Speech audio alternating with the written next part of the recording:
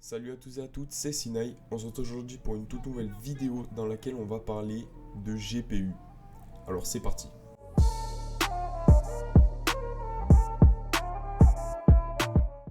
Sur le marché, il y a deux constructeurs de GPU qui sont les puces graphiques, à savoir AMD et Nvidia. Ce sont les deux seuls du marché, alors la concurrence se fait rage. Et à chaque fois qu'un constructeur sort une puce, l'autre s'empresse de répondre. Mais on va voir que dans cette envie d'être le numéro 1 et de tout faire rapidement, ça pose souvent des problèmes. Allez, c'est parti. Alors il faut tout d'abord savoir qu'il y a énormément de GPU et de variantes, donc on ne va pas tous les énumérer. On va commencer avec l'entrée de gamme. Nvidia propose sa gamme GTX avec les GTX 750, les 1030, les 1050, les 1060, les 1070, les 1080 et j'en oublie beaucoup parce que c'est pas le but. On retient juste les plus gros modèles. Quand je dis plus gros modèle, je sais qu'il y a la GTX 980 qui est un gros modèle, mais les gros modèles, genre les principaux modèles. AMD propose sa gamme RX 500 Series. Je tiens juste à préciser qu'AMD n'a pas répondu du tac au tac à la gamme GTX et que la gamme RX 500 est assez récente. Donc Nvidia propose sa gamme GTX et AMD propose sa gamme 500 Series avec les RX 550, 570, 580 et 590 étant la fin de la gamme.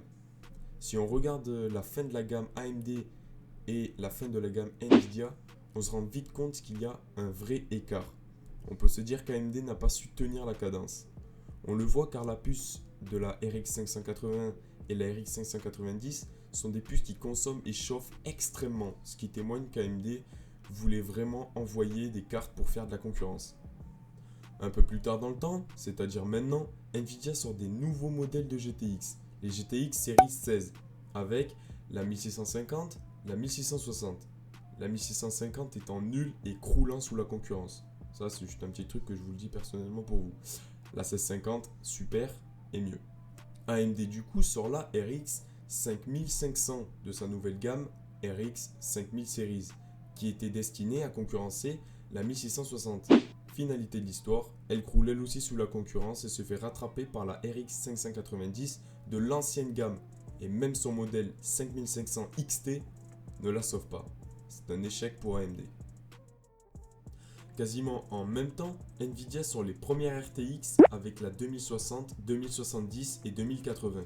AMD réplique avec la RX 5600 qui est au coude à coude avec la RTX 2060 et arrive même à la hauteur de la RTX 2070 avec son modèle XT.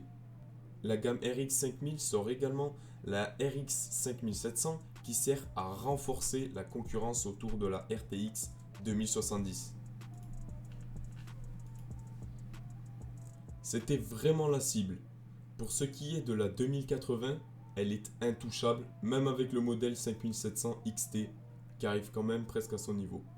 Ce que l'on peut constater, c'est qu'NVIDIA a encore une longueur d'avance sur AMD, car les modèles XT d'AMD signifient qu'elles sont boostées. Mais NVIDIA aussi a ce procédé avec ses modèles Super ou ses modèles TI. On n'en a pas encore parlé. C'est là qu'on voit qu'NVIDIA en a encore en réserve. Mais AMD n'a pas dit son dernier mot et il nous reste encore à découvrir les modèles RX 5800 et potentiellement RX 5900.